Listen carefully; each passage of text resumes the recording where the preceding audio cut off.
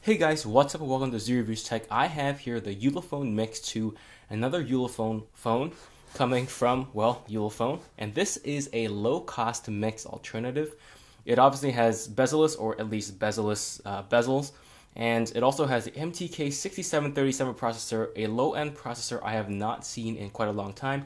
But at least it's not the MTK6580, which is something I will never ever touch again.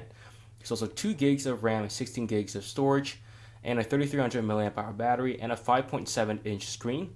So it should be fairly bezel-less. We're going to see when we open it up. Yeah, so let's get right down into the unboxing. Phone's here.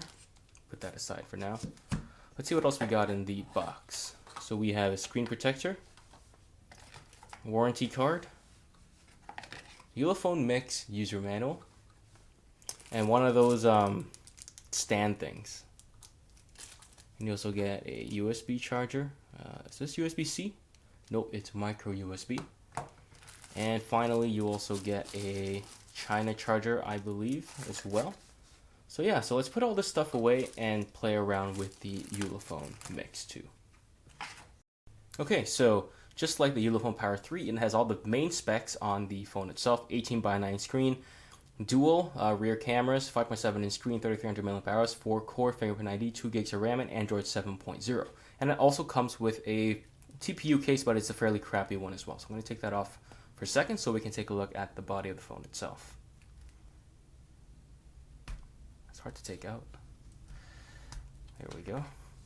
Case to the side. And here we have the phone itself. Let's take off all the stickers.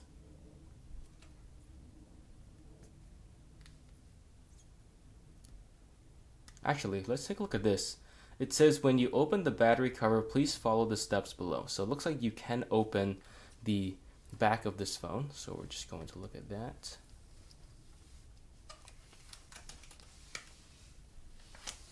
Okay. So let's open the battery cover. Oh, it's a removable battery, something we have not seen in a long time, and my IMEI is right beneath that, so I'm going to make sure I don't show that to you guys. Here is the case itself. Put that aside. I'm gonna go off screen to take off my IMEI. Okay, so now all you have to do is slide it in and put the battery in this way. And it should be ready to go. And close that up again. And let's take this off as well. And you can hear my dog barking like crazy because my mom just came home. So, all right. So my initial impressions for the build quality of this phone, well, the back here is plastic, but as you can see, it's a very glossy plastic, and it picks up fingerprints fairly visibly. So you are going to be able to see your fingerprints and dust and dirt, as you can see as well. But that being said, this is a fairly nice blue color and a nice blue shade as well. So I do like the color of this phone right here. In terms of thickness, this phone is not thin at all. I would hazard a guess and say it's about 9 millimeters thick. So, you know, not the thinnest phone, but it should be okay. So let's turn this thing on and see what we got. Alright, so I usually don't talk about how bezel-less a phone is until I can turn it on. And now that I can turn it on, let's talk about the bezels. To be honest, I'm actually quite impressed with the bezels on the Ulefone Mix 2. It's actually fairly bezel-less, especially for a $100 phone. I mean, if you compare this to like a Galaxy S8 or a Note 8, it's obviously not as bezel-less, or even like a Mi Mix 2, but it's $100, and the top and bottom bezels are fairly small. The side bezels are a little bit bigger than usual, but they're also not too bad. So if you are looking for a bezel-less phone and you don't want to pay a lot of money, this is actually a fairly good choice as well. So I've installed my Google account, and I'm currently downloading all the apps on this phone, and I already have a wireless update as well that is downloading right now. But you know what? Let's move on to the display. Actually, you know what? Before we move on to the display, let's talk about the software. It's a little bit sluggish. I can feel it compared to something like even with an MTK 6750, this 6737 is still not that fast. There is some lag, even doing some basic stuff. For example, well, that's actually fine. It was not fine a couple of minutes ago, so Alright, so let's take a quick look at the display here. This is a 1440 by 720 display, which is pretty much a 720p display on a 5.7 inch screen. So the pixel density should be the same as other 720p displays on 5 inch screens, I think so. Or 5.5 inch screens, sorry. But the LCD here again is not bad at all.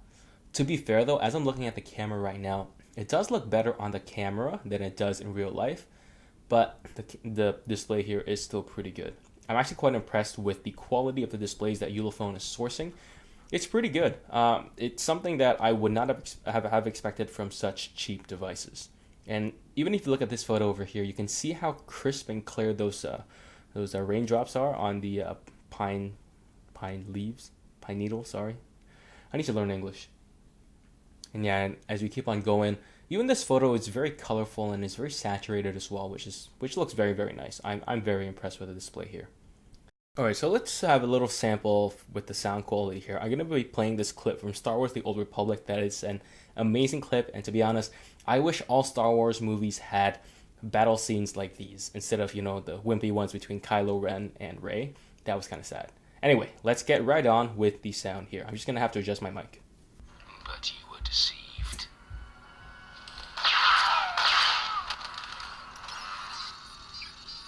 As our powers of the dark side have blinded you.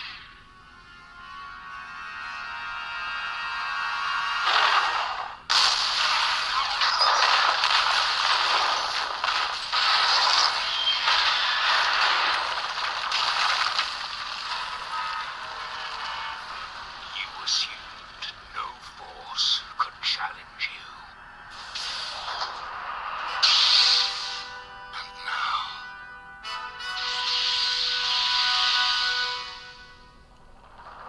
finally, we have returned.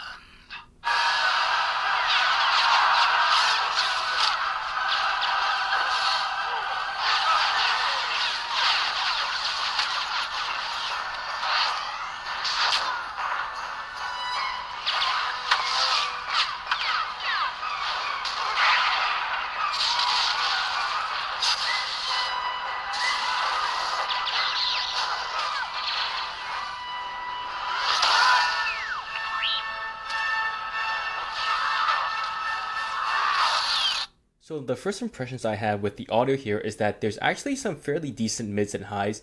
The audio is not the clearest. It is clear enough for most things, but if you want to compare it to better phones, then the clarity on this is definitely not as good as other phones.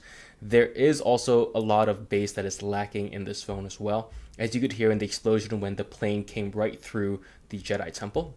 And there's also not a lot of bass, which is present in other phones when you're listening to lightsabers clash as well. But yeah, but that being said, the audio here is still passable. And let me know what you think about this clip. I think it's absolutely awesome. That was an awesome lightsaber fight that should be seen in a lot more Star Wars movies instead of the wimpy stuff in all that Force Awakens crap. Okay, so I will have a review of the Ulefone Mix 2 coming very soon after I completely test this phone and put it through its paces. However, my first impressions of this phone is some pretty decent build quality and some pretty impressive bezels. This phone looked very nice, especially at the price point of $100. In terms of performance, well, it does bring me back to my older days where I tested a lot more MTK 6737 devices. This one seems to be fairly in line with the other ones in terms of speed and the lag that you do see here and there as well. That being said, I do hope that Ulefone did a good job optimizing this phone and making the MTK 6737 bearable for most of us who are, phone enthusiasts. That being said, let me know what you think in the comments down below about the Ulefone Mix 2. Thanks for watching, and I hope you like and subscribe, and I'll see you guys in the next one.